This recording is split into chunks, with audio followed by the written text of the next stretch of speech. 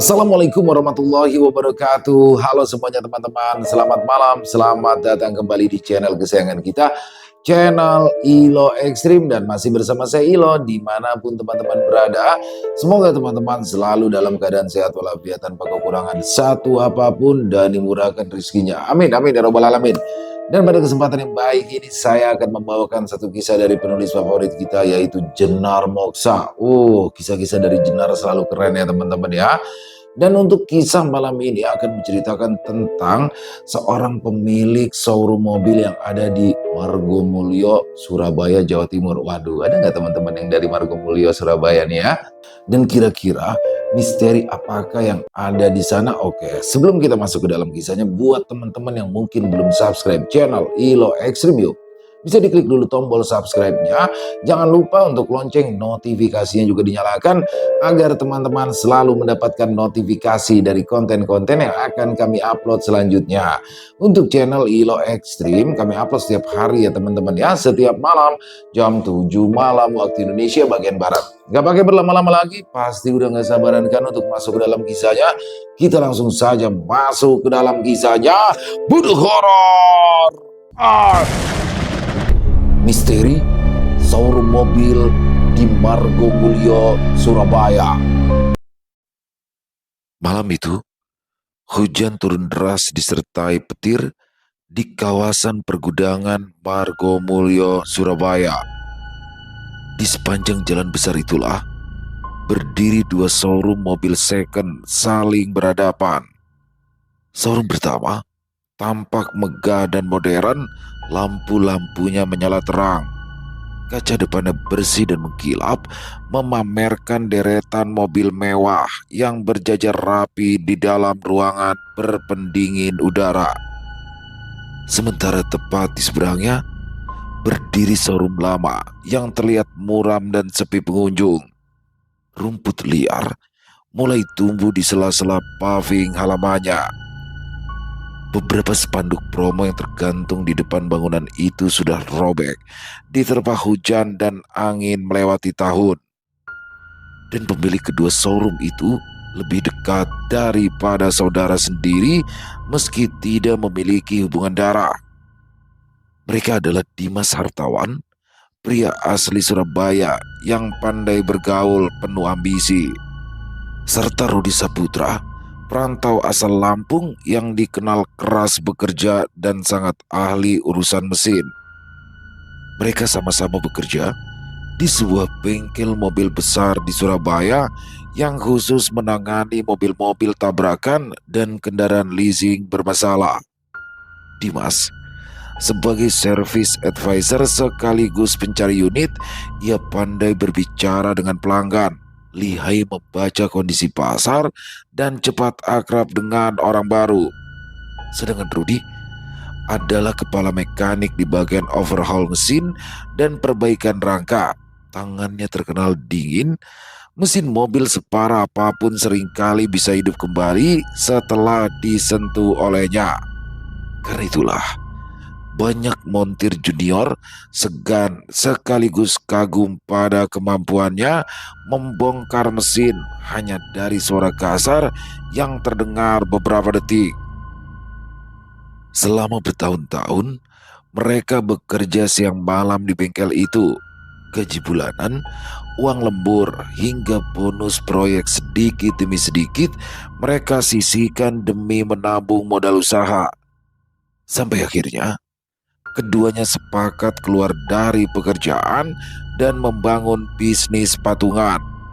Bermodal nekat dan pengalaman bertahun-tahun di dunia otomotif serta uang tabungan hasil menyisihkan gaji selama bekerja, mereka mulai membeli mobil rongsokan dan kendaraan bekas tabrakan dari tempat pelelangan. Mobil-mobil rusak itu mereka perbaiki sedikit demi sedikit di garasi kontrakan sempit yang mereka sewa di daerah Kalianak. Rudi mengerjakan bagian mesin dan body repair dengan teliti sampai larut malam. Sementara Dimas bergerak mencari pembeli, menawarkan unit leasing, mendatangi showroom lain, bahkan rela keluar masuk kantor bank demi mencari koneksi. Saat itu, mereka punya satu keyakinan yang sama. Suatu hari nanti, mereka akan menjadi pengusaha besar. Sampai akhirnya, seiring berjalannya bisnis, mereka memutuskan berpisah usaha karena perbedaan cara berpikir. Dimas ingin bisnisnya berkembang lebih modern dan agresif. Dia berani mengambil kredit besar, bermain relasi dengan leasing, dan membangun jaringan dengan pihak pendukung. Sedangkan Rudy tetap bertahan dengan cara lama. Ia tidak suka berhutang. Dan setelah berdiri sendiri, bisnis Dimas berkembang jauh lebih cepat hingga dikenal banyak orang. Sementara Rudy justru tertinggal. Temperamennya yang makin buruk membuat banyak pelanggan enggan kembali. Tekanan persaingan itu membuatnya sering memarahi karyawan sendiri di depan para pembeli. Karena itulah, para karyawan keluar satu persatu. Mereka pindah bekerja ke showroom milik Dimas yang dianggap lebih menjanjikan. Sejak saat itu, hubungan persaudaraan mereka selama 15 tahun terjalin akhirnya putus. Malam itu, Dimas berdiri di lantai 2 kantornya sambil memandang ke arah showroom lama milik Rudy. Ia memasukkan kedua tangan ke dalam saku celana. Rahangnya mengeras, tatapannya tajam, menembus derasnya hujan di luar sana. Sorot matanya berhenti pada bangunan showroom Rudy yang gelap dan tanpa kehidupan karena gulung tikar. Hanya satu lampu kuning yang masih menyala di depan bagian depan bangunan siang malam non-stop, membuat hati Dimas tidak tenang. Tiba-tiba, ponselnya bergetar di atas meja kerja. Dia berbalik melirik layar, nama yang muncul membuat dahinya seketika berkerut. Rudy. Dimas menghela nafas berat sebelum akhirnya mengangkat telepon itu. Halo? Beberapa detik tidak ada jawaban. Hanya terdengar suara nafas kasar dari seberang sana jelas, seperti orang yang sedang menahan amarah. Lalu suara Rudy terdengar, tapi nadanya mencibir. Sudah jadi bos besar ya sekarang? Dimas memejam sejenak. Ia berusaha tetap sabar. Jangan mulai lagi, Bang. Di seberang telepon, tertangkap suara benda dibanting keras. Prang! Sebelah tangan Dimas refleks mengusap dada sambil menoleh tajam ke arah kaca jendela. Puas kamu sekarang? Semua pelangganku pindah ke tempatmu, bentak Rudy penuh emosi. Tuduhan itu terus berulang, lewat tahun ke tahun, dan itu membuat Dimas kesal. Dia berjalan, mendekati jendela sambil memijat pelipisnya. Aku gak pernah nyuruh pelanggan pindah, Bang. Mereka yang datang sendiri. Rudy menyambar cepat dan provokatif. Bohong, itu dalih bersaing kotor, orang licik sepertimu. Tapi Dimas tetap menimpali sopan. Bang Rudy, denger, bisnis itu memang persaingan. Jangan dibawa emosi begini. Rudy tertawa jengah di balik telepon. Saingan?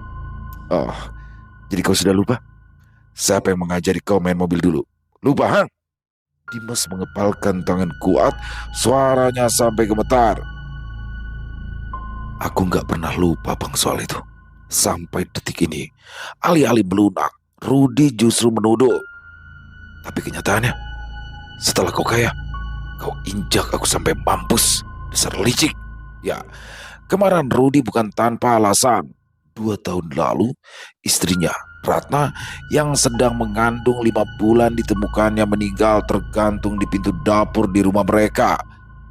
Perempuan itu cantik, berkulit putih, dan bermata sipit, tidak kuat menghadapi perubahan hidup yang drastis. Debt kolektor setiap minggu datang ke rumah, semua mobil disita, sementara tabungan habis. Sialnya, apapun yang dikerjakan bacot. Sekarang kau sudah puas lihat aku jatuh miskin? Puas? Aku gak pernah niat begitu. Tolak Dimas, notasi suaranya tetap terjaga. Tapi itu yang terjadi. Sama Rudy penuh kebencian. Dimas memilih diam. Seperti apapun membela diri, ia sadar tetap menjadi tertuduh. Tiba-tiba, suara Rudi berubah menyeramkan. Kalau aku jatuh, kau juga tidak akan hidup tenang, Dimas. Lihat saja, ini sudah jadi sumpahku. Percakapan itu diputus sepihak. Dengan gerakan lesu, Dimas menurunkan ponsel. Ia hanya bisa terdiam menatap layar yang sudah gelap. Makna dari ucapan Rudi barusan membuat tengkuknya seperti diinjak beban berat. 3 hari kemudian, karyawan panik di area depan showroom milik Dimas. Seorang pria bertubuh besar dengan wajah merah padam berdiri di depan meja resepsionis. Dia membentak-bentak pegawai perempuan yang sampai gemetar ketakutan, membuat suasana yang tadinya riuh oleh calon pembeli berubah tegang. Brak! Pria itu justru menghantam meja resepsionis dengan telapak tangannya. Mobilmu itu hampir bikin aku mati, protesnya penuh emosi. Dimas yang kebetulan baru turun dari lantai 2 mempercepat langkah. Wajahnya menegang begitu melihat pria itu. Dia mengenalinya, ya, Pak Gunawan, salah satu pelanggan lama yang cukup sering membeli mobil di showroomnya untuk dijual kembali sambil dipakai. Ada apa ini, Pak? Tanya Dimas mencoba tenang dan ramah. Ada yang bisa dibantu? Tubuh Pak Gunawan berbalik kasar. Dia menunjuk wajah Dimas dengan tangan gemetar karena marah.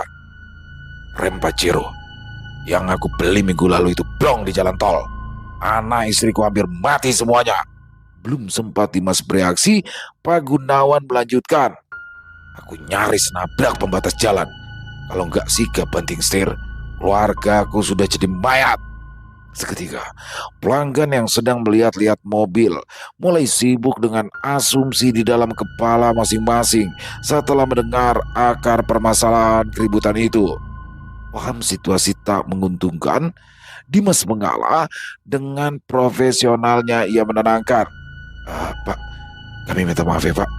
Biar kami cek langsung unitnya, semua biaya perbaikan kami tanggung. Pak Gunawan justru tertawa kasar penuh amarah. Perbaikan?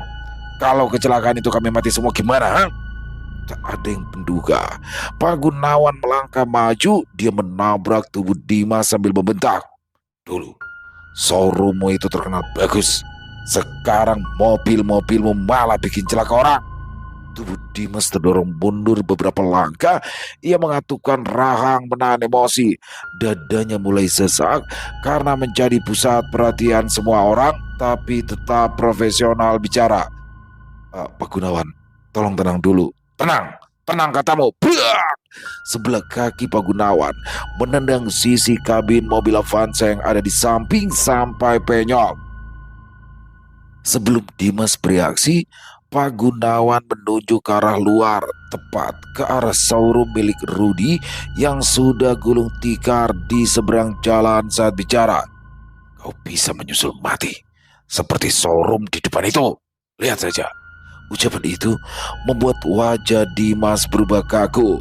Bertepatan dengan itu, 2 orang satpam berbadan tegap berjalan mendekat. Suara salah satunya menggema. Pak, cukup Pak. Tolong jangan bikin keributan di sini. Tekan salah satu satpam. Pak Gunawan justru membentak balik. Keributan? Aku ini hampir kehilangan keluargaku. Pantas dong ngamuk di sini. Tanpa kompromi, 2 satpam mengambil tindakan. Mereka memegang lengan Pak Gunawan, membawanya keluar secara paksa. Tak terima begitu saja. Karena merasa sudah dirugikan, Pak Gunawan memberontak. Dia berusaha melepaskan diri sambil berteriak-teriak. Jangan beli mobil di sini. Kalau mau masih hidup, jangan beli di showroom ini. Sontak, para pelanggan saling pandang. Wajah mereka berubah ragu. Tak butuh waktu lama, mereka menyusul keluar dari showroom tanpa jadi melihat unit mobil yang tadinya diincar. Sementara Dimas hanya bisa berdiri diam, rahangnya mengeras, memandangi pintu kaca yang masih bergoyang setelah Pak Gunawan diseret keluar, lalu disusul pengunjung. Begitu kembali ke ruang kerjanya di lantai atas, Dimas tidak tenang. Pikirannya terus dipenuhi makna dari ucapan pria tadi. Dan ketakutannya itu justru semakin besar. 2 hari berikutnya, masalah demi masalah bermunculan.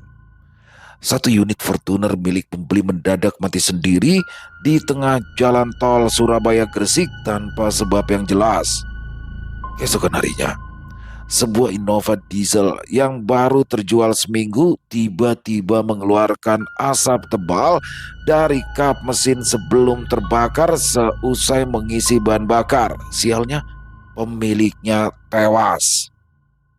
Belum selesai sampai di situ.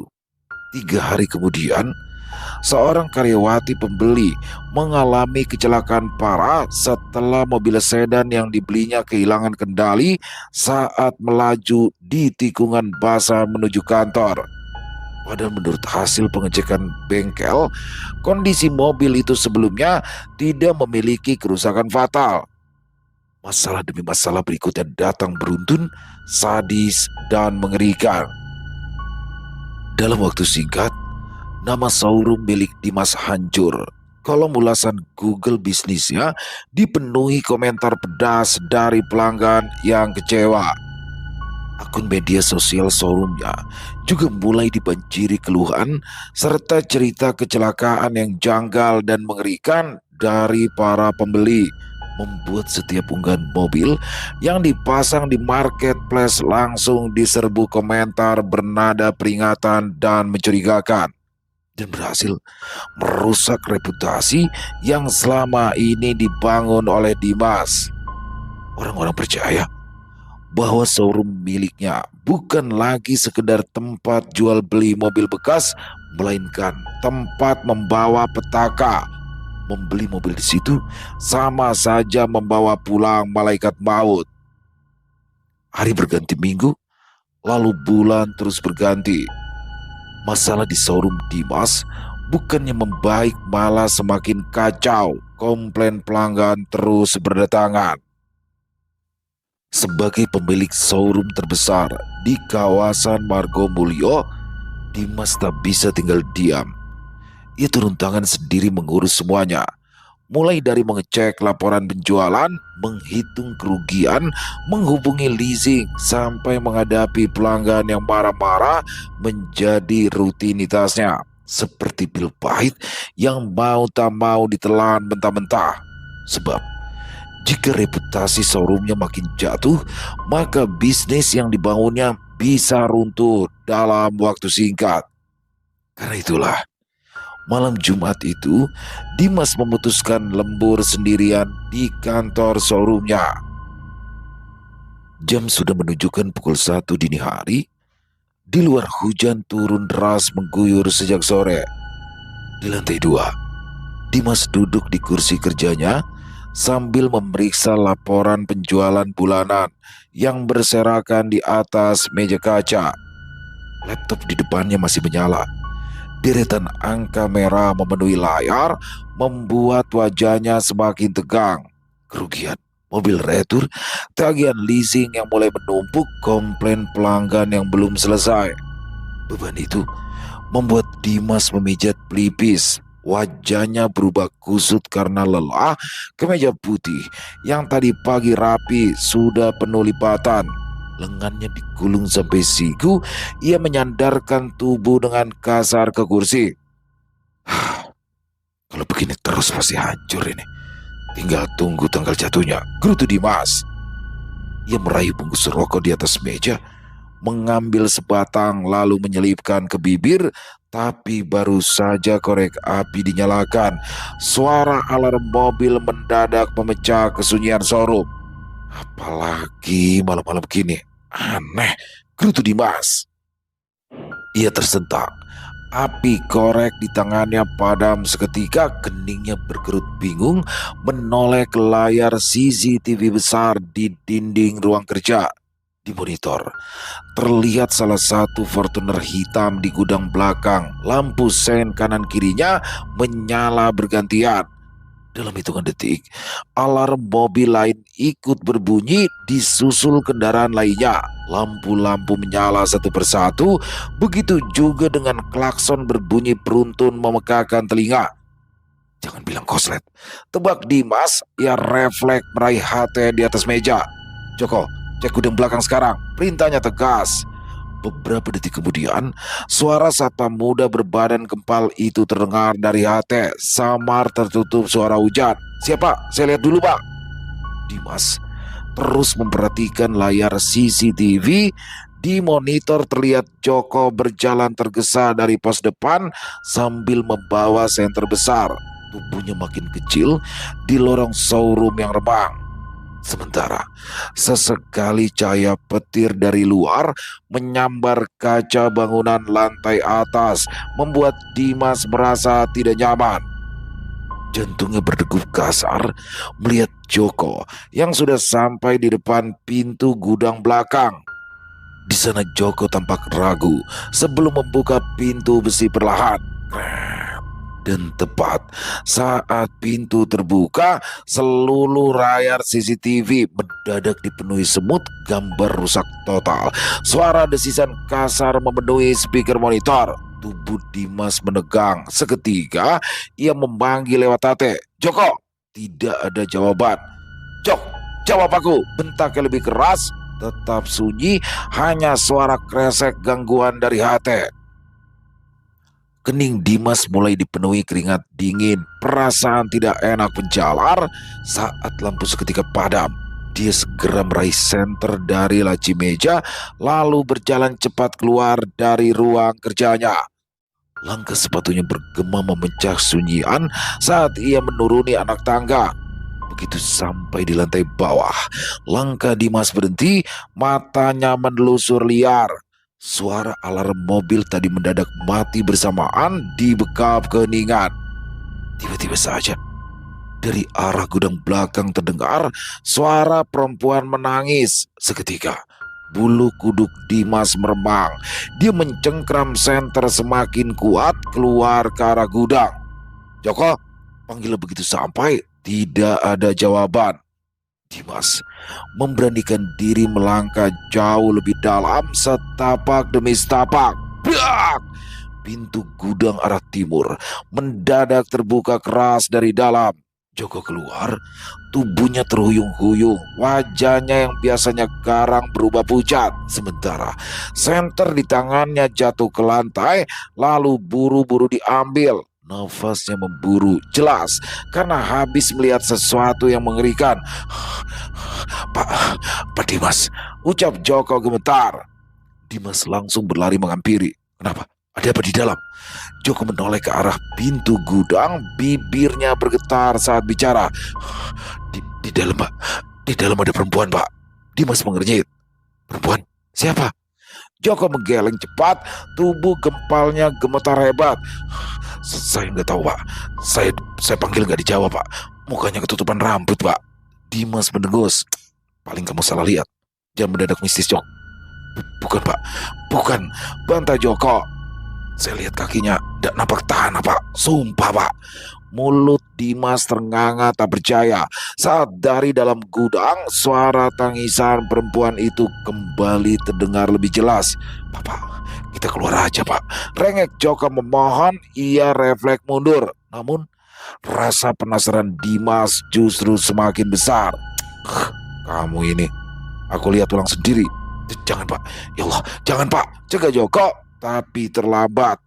Dimas sudah melangkah dalam sekejap, sebelah tangannya mendorong pintu besi itu. Dimas mengarahkan sorot senternya, bergerak menyapu deretan mobil di dalam sana. Fortuner, Pajero, Innova, semua diam tak bergerak, aman. Tapi saat cahaya senter itu bergerak ke ujung gudang, nafas Dimas langsung tercekat.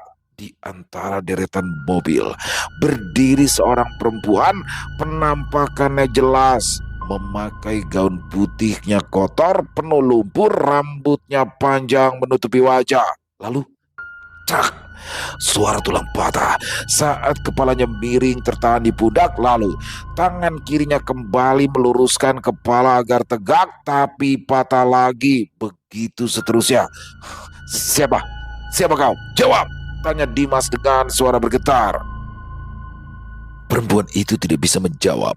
Dia hanya berdiri diam, lalu perlahan mengangkat tangan kanannya yang terdapat boneka jerami penuh paku. Dan di bagian wajah boneka itu tertancap foto Dimas, jelas tersorot cahaya senter. Mata Dimas membelalak tak percaya, lidahnya mendadak kaku, sementara dari belakang Joko menjerit ketakutan. Pak, keluar pak! Itu setan pak, kok malah diajak ngobrol? Tubuh Dimas tersentak, ia mundur perlahan tanpa sempat menutup kembali pintu besi. Sementara perempuan itu mulai bergerak maju. Joko menarik lengan Dimas kuat-kuat. Pak, pergi pak, ayo pak! Perempuan itu sudah berdiri di antara deretan mobil. Perlahan tubuhnya melayang mengikuti langkah mereka. Lengan Dimas terus dari menjauh. Sesekali ia menoleh ke belakang sambil terus menyorotkan senter ke arah sosok itu. Dan saat cahaya senter tepat mengenai wajah perempuan tersebut, di balik rambut panjang kusut itu, kedua matanya kosong. Joko refleks menarik tubuh Dimas yang mendadak berhenti berdiri kaku. Pak, jangan lihat dia pak, jangan lihat matanya pak, bisa kena hipnotis, teriak Joko. Dimas tersentak, otaknya jauh lebih cepat merespon. Keduanya berlari melewati deretan mobil, nafas mereka ngos-ngosan. Brak! Salah satu pintu mobil di depan mereka mendadak terbuka, lalu menutup sendiri dengan suara yang tak kalah jauh lebih keras. Sial! Gerutu Dimas. Dia tersenyum kejut, mengira ulah sosok perempuan tadi, tapi belum sempat ia bernafas lega, alarm mobil lain berbunyi lagi. Lampunya menyala bersamaan, disusul suara klakson menggema. Pak, cepat pak! Teriak Joko panik. Ia berbalik menarik lengan Dimas yang kembali berhenti. Suasana makin mengerikan ketika mereka sudah memasuki ruangan showroom. Dimas seperti melihat perempuan itu berpindah-pindah di antara deretan mobil. Kadang di dekat Fortuner, kadang muncul di samping Pajero, kadang berdiri tepat di belakang mereka sebelum menghilang lagi. Aduh, pekik Joko membuat jantung Dimas hampir copot. Rupanya tubuh Joko hampir tersungkur karena tersandung saat mendekati pintu utama, lalu tangannya sigap meraih gagang pintu kaca besar. Cepat buka Jok! Dengan tangan gemetar, Joko membuka kunci rolling door elektrik itu. Pintu terangkat kasar dan wuss! Angin kencang menerpa masuk membawa hawa dingin menusuk tulang. Mereka buru-buru keluar. Brak! Joko menutup kembali pintu showroom dengan gerakan kasar.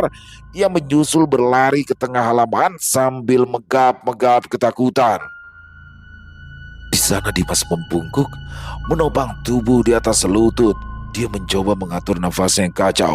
Jantungnya berdetak sangat keras, air hujan bercampur keringat mengalir di wajahnya. Sementara Joko yang juga melakukan hal yang sama, tanpa sengaja menoleh ke arah showroom. Meski berada di luar bangunan, suara tawa sosok perempuan tadi masih terdengar jelas di kepalanya. Ya Allah, lindungilah hamba-Mu ya Allah, ucap Joko lekas berdiri lalu mundur ke arah pos jaganya.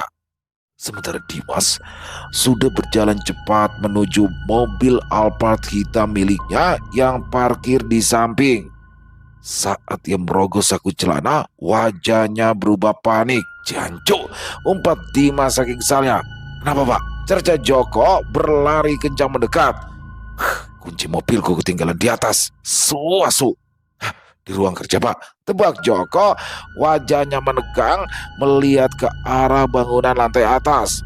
Tanpa menjawab, Dimas berbalik hendak masuk lagi ke showroom. Joko langsung mengejar. Pak, jangan pak. Pasin, kuncinya kan di atas. Omel Dimas berusaha menyingkirkan tangan kekar itu. Besok aja pak diambil pak. Bapak nggak lihat tadi itu apa? Penampakannya nyata banget pak. Ya tapi mobilku gimana? Joko memotong cepat. Biar aja Pak mobil di sini. Saya nggak mau Bapak masuk ke dalam lagi. Pokoknya jangan Pak. Hah? Lepas! Bentak Dimas memaksa. Oh, Bapak mau mati? Ya monggo silakan. Tanggap Joko sambil melepaskan pegangannya. Tapi Dimas justru terdiam di tempat. Bertepatan dengan itu, petir menyambar tepat di atas kepala. Jedar! Setelahnya, Dimas mendongak ke arah kaca bangunan ruang kerjanya di lantai atas. Dadanya mencelos karena sosok perempuan itu muncul di sana. Jelas, tubuhnya menempel di kaca lantai 2 ruang kerjanya. Tepat di tempat kunci mobil itu tertinggal, senyumnya perlahan melebar, lalu tawanya melengking. Astagfirullah, bekik Joko yang juga melihat. Pergi dari sini sekarang Pak. Aku nggak mau ikut mati, dosaku masih segunung Pak. Ya Allah, ayo pergi Pak, cerocos Joko. Dan ucapan itu berhasil membuat Dimas merasa takut. Bukan kehilangan bisnisnya karena bangkrut, tapi takut meregang nyawa. Oke, motormu di mana? Tanya Dimas berubah panik. Di sana Pak, ayo. Joko menunjuk motor Supra di samping pos satpam. Dimas gantian menarik kasar lengan Joko. Ayo cepat. Malah diem, katanya kamu masih banyak dosa. Ya enggak gitu, aku cuma ngingetin Bapak. Ralat Joko bercanda, tapi tidak sudah ditanggapi. Beberapa menit kemudian, Dimas dibonceng pulang menembus derasnya hujan di tengah malam buta. Dia memeluk pinggang Joko erat. Sementara di showroom, dari jendela kaca lantai 2 tadi, sosok perempuan itu masih berdiri, tapi tawanya berubah tangisan pilu sambil memperhatikan mereka pergi. Dimas pulang dalam keadaan kacau sepanjang perjalanan menembus hujan. Tubuhnya gemetar membayangkan sosok perempuan tadi. Sementara Joko yang membonceng tidak bicara, bibirnya komat kamit membaca doa. Begitu sampai di rumahnya di kawasan elit, Dimas langsung turun dari motor. Jok, besok jangan jaga showroom dulu, ucapnya cepat. Siapa? Demi Allah Pak, kalau nggak karena tugas, saya juga nggak mau balik ke tempat itu malam-malam Pak. Balas Joko. Yowis, makasih. Ucap Dimas sambil menepuk bahu satpamnya pelan, lalu berbalik menarik pintu pagar. Sementara Joko membalas dengan suara klakson kemudian pergi. Begitu Dimas membuka pintu, Reina istrinya langsung muncul memakai kardigan tipis berwarna krem. Wajahnya cemas. Loh, kok bisa kuyup gitu sih Mas? Tanya Reina sambil mendekat. Dimas tidak langsung menjawab. Ia duduk lemas di atas sofa. Reina semakin panik. Dia duduk di samping suaminya. Mas, ngomong sama aku dong, kamu kenapa? Dimas memilih diam, tapi saat Reina terus mendesak, akhirnya ia bercerita. Mulai dari ancaman Rudy, kerusakan aneh mobil-mobil showroom, pelanggan yang celaka dan selama ini sengaja ditutupnya rapat, hingga sosok perempuan bergaun putih yang dilihatnya di gudang. Astagfirullah, ucapnya sambil menutup mulut.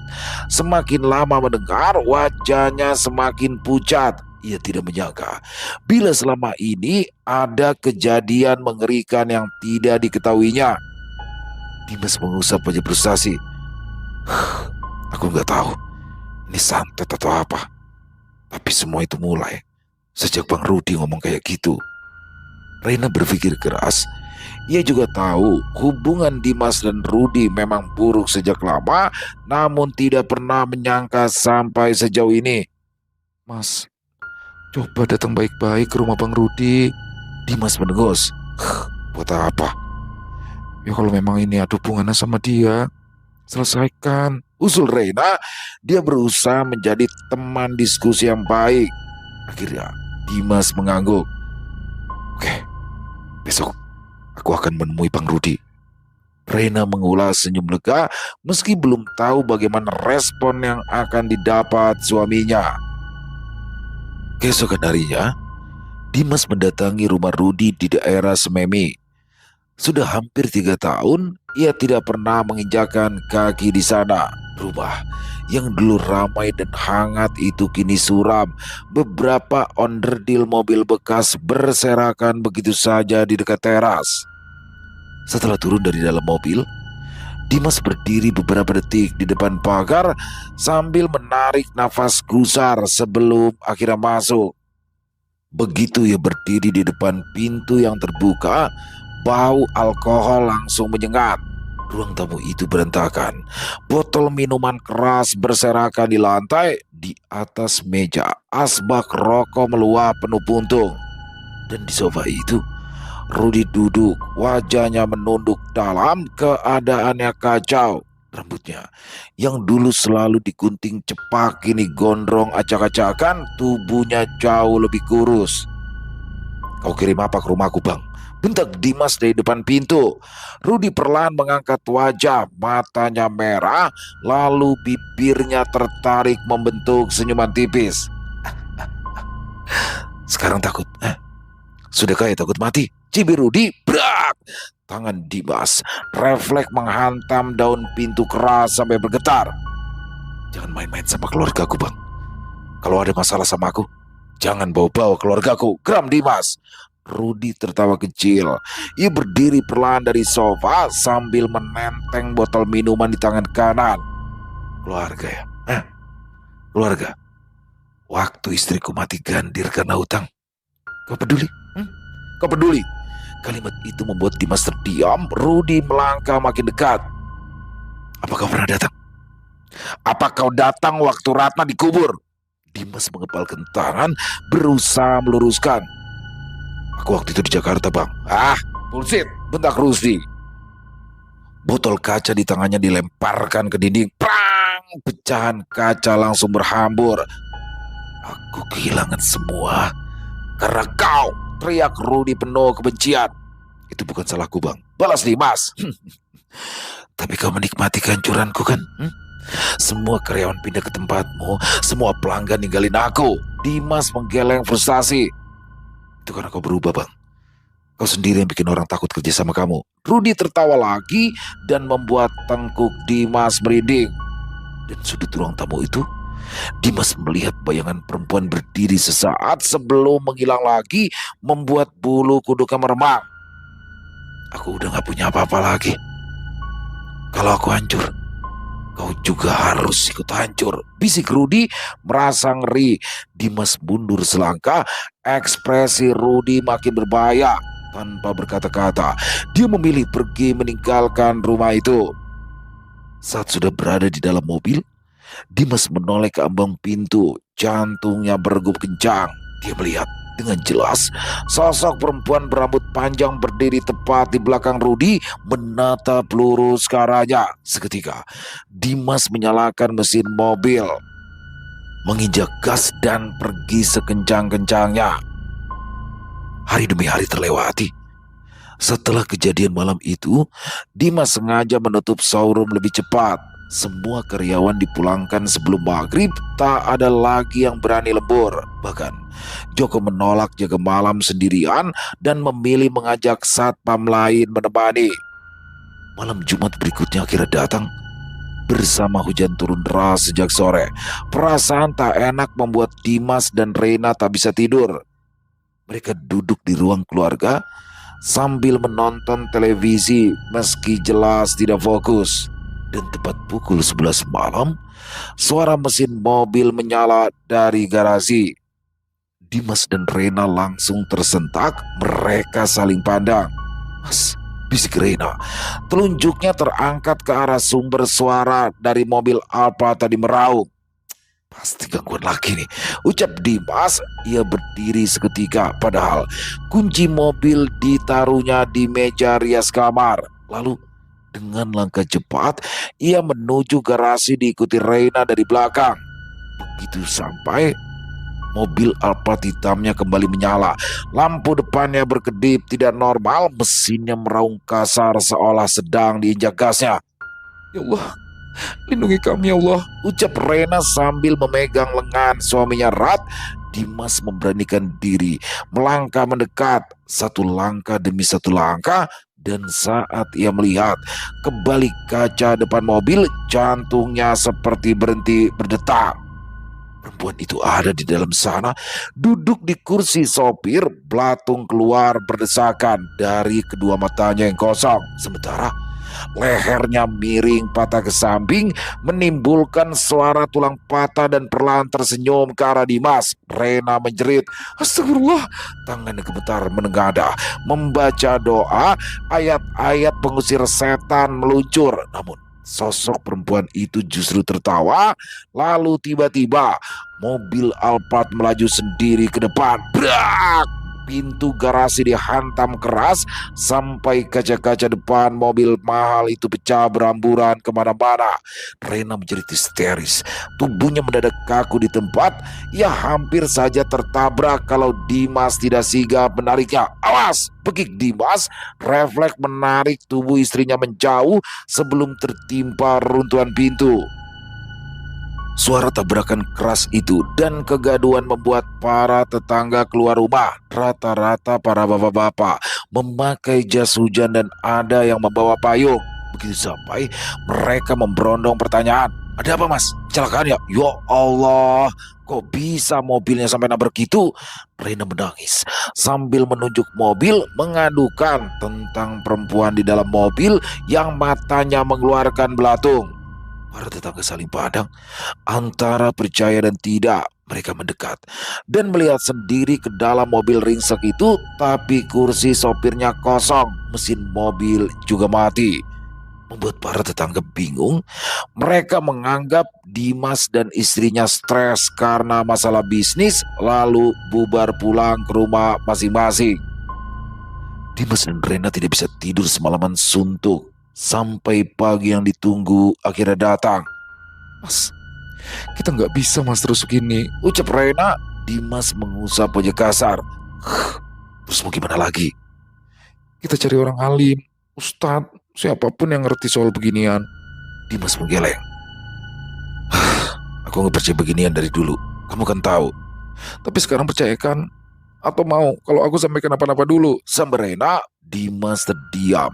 Ia tak bisa menyangka lagi. Semua potongan kejadian masih segar, saling bertabrakan di kepalanya dan sudah di luar logika. Akhirnya, sore harinya mereka pergi ke daerah Gresik menemui seorang ustadz sepuh bernama Ustadz Hamdan. Menurut saudara Rena, ustadz itu seringkali membantu orang-orang yang terkena gangguan gaib dan santet berat. Mobil mereka melaju menembus hujan gerimis menuju sebuah kampung di pinggiran tambak. Rumah Ustadz Hamdan berada di ujung jalan yang sempit. Begitu mobil berhenti, suasana di sana sangat sunyi. Dimas turun lebih dulu, disusul Rena yang menggenggam tasbih sambil membaca doa. Mereka berjalan mendekati rumah itu. "Assalamualaikum," ucap Dimas tak sabaran. Tak lama kemudian pintu terbuka. Seorang pria tua berjubah putih muncul. Jenggotnya sudah memutih, sorot matanya teduh. "Waalaikumsalam." Baru beberapa detik menatap wajah Dimas, raut wajah Ustadz Hamdan langsung berubah, matanya membelalak. "Astagfirullah," desisnya. Ustadz Hamdan beralih menatap tepat ke belakang tubuh Dimas seperti melihat sesuatu. "Berat sekali yang ikut padamu." Rena refleks menangis. "Tolong suami saya, Ustadz." Tanpa banyak bicara, Ustadz Hamdan mempersilakan mereka masuk.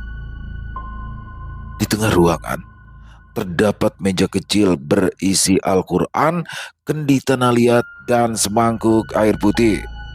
"Silakan duduk," ucap Ustadz Hamdan. Dimas dan Rena menurut. Mereka bersila di atas lantai. Lalu Ustadz mengambil air di mangkuk kecil sambil membaca ayat-ayat Al-Quran, sementara cengkok Jawanya masih kentara. Semakin lama bacaan itu terdengar semakin menusuk dada. Angin di dalam rumah mendadak berubah dingin. Sampai akhirnya Dimas merasa perutnya mual dengan hebat. Ustadz Hamdan lalu mencelupkan jari ke air media doa itu dan dipercikan tepat ke wajah Dimas. Tubuh Dimas langsung mengejang hebat. Ia terjatuh tersungkur ke samping sambil memegangi leher. Raina menjerit panik saat Dimas muntah hebat ke lantai. Cairan hitam pekat keluar dari mulutnya yang langsung ditampung menggunakan loyang aluminium. Dan di antara cairan itu, ting, sebuah paku berkarat jatuh ke lantai. Awalnya satu, lalu beruntun seperti banyaknya yang tertancap di foto. Rena spontan menutup mulut. Tubuhnya gemetar hebat melihat benda itu. Ia tidak menyangka jika akan serumit itu. Lambat sedikit, nyawa Dimas melayang. Sementara Ustadz Hamdan tidak berhenti membaca ayat. Suaranya justru semakin keras sampai baku dan muntahan tak lagi keluar. Dan tiba-tiba tawa melengking dari halaman lalu berubah menjadi tangisan pilu. Wajah Ustadz Hamdan berubah tegang. Ini santet mayat. Dimas menyangkat wajahnya perlahan. Santet mayat? Ulang lebah. Ustadz Hamdan mengangguk. Pengirimnya memakai arwah perempuan mati sebagai pembunuh. Ustadz Hamdan melanjutkan dengan wajah muram. Arwah itu bukan sekedar disuruh mengganggu. Dia disiksa, dipaksa terikat di dunia yang dengan terpaksa harus ditinggalkan. Dimas menelan ludah. Bayangan Ratna muncul di kepalanya. Istri Rudi, perempuan bermata sipit yang katanya ditemukan mati gandir. Ustadz, apa arwah itu bisa dilepaskan? Tanya Dimas. Bisa, tapi pengikatnya harus dihentikan. Siapa pengikatnya, Ustadz? Tatapan Ustadz Hamdan berubah tajam. Kemampuannya menembus sesuatu yang tak biasa terlihat oleh orang biasa. Orang yang mengirim santet ini. Dan malam itu juga, Dimas bersama Ustadz Hamdan pergi menuju rumah Rudi. Sementara Rena diminta tetap tinggal di rumah Ustadz demi keselamatan. Hujan turun sepanjang perjalanan. Akhirnya mobil Dimas berhenti tepat di depan rumah milik Rudi. Ustadz Hamdan lebih dulu turun sambil menggenggam tasbih. Dimas mengikuti di belakang. Tapi baru beberapa langkah mendekat, kret, pintu terbuka. Rudi berdiri di sana, mulutnya tersenyum lebar. Ia mendesis. Kau terlambat, Dimas. Malam ini adalah malam terakhirmu menghirup udara. Dimas mengepalkan tangan. Hentikan semua ini, Bang. Kenapa? Kenapa harus berhenti? Aku mau kau hancur seperti aku dengan caraku. Dan tepat di belakang tubuh Rudi, sosok perempuan itu muncul. Namun kali ini tidak tertawa, tapi menangis pilu, membuat dada siapapun sesak mendengarnya. Ustadz Hamdan maju selangkah. Allahu la ilaha illa huwal hayyul qayyum. Ayat suci berikutnya menggema keras memenuhi kesunyian malam. Sosok perempuan itu mulai diam. Rudi tersentak panik lalu membentak. Hei, kenapa kamu gak nurut, Rata? Sosok perempuan itu perlahan menoleh ke arah Rudi. Lalu untuk pertama kalinya wajahnya terlihat jelas dan matanya penuh penderitaan. Kau sudah memanfaatkan aku, bisiknya. Tubuh Rudi gemetar. Ia segera menghindar. Kau yang membunuhku. Kau gantung aku, lalu mengikat arwahku. Diam, bentak Rudi dengan gerakan cepat. Sebelah tangannya meraih pisau cutter dari meja. Tapi sebelum sempat bergerak, boom, tubuhnya terpental keras menghantam lantai. Raung Rudi. Tangannya menjakar-jakar lantai saat tubuhnya diseret sesuatu yang tak terlihat. Dimas, tolong aku, Dimas! Raung Rudi, suaranya menggema. Dimas akan menolong, tapi terlambat. Sosok Ratna lebih dulu melayang tepat di atas tubuhnya. Kuku panjangnya menancap ke leher Rudi. Cas! Cairan merah muncrat. Rudi menjerit sejadi-jadinya, lalu krek! Lehernya diputar sampai patah. Dalam sekejap tubuh Rudi terkulai, diam, tak bergerak lagi, mati tanpa sempat berkata maaf. Akan tetapi Ratna belum berhenti. Perlahan ia menoleh ke arah Dimas. Tubuh Dimas menegang, tapi ia tidak mundur, tetap berdiri di samping Ustadz Hamdan yang terus membaca ayat suci. Semakin lama, wajah Ratna berubah sempurna. Senyum yang muncul di tepi bibir bukan menyeramkan, melainkan penuh kelegaan. Akhirnya, ia terbebas dari siksaan panjang. Seiring tubuhnya perlahan hancur menjadi asap putih, lalu lenyap terbawa angin balap. Ustadz Hamdan menurunkan tangan perlahan. Sudah selesai. Malam itu juga, mereka segera pergi dari rumah tersebut tak ingin berurusan dengan hukum. Dan keesokan harinya, tidak ada jejak apapun, tak ada bekas ban mobil, tak ada saksi kedatangan mereka, tak ada jejak kengerian. Kematian Rudi pun dianggap wajar oleh warga sekitar. Penegak hukum menyimpulkan pria itu meninggal akibat penyakit kronis dan tekanan mental berat setelah bangkrut. Sementara Dimas beberapa bulan kemudian memilih menutup showroom mobilnya di Margomulyo. Bangunan megah itu dibiarkan kosong. Ia memilih pindah ke Jakarta bersama Rena demi memulai hidup baru dan melupakan semua kejadian mengerikan tersebut. Selesai. Wow, luar biasa kisah dari Jenar Moksa, keren banget ya, bener-bener gak nyangka. Ternyata dendam dan kebencian tuh sampai segitunya ya teman-teman ya.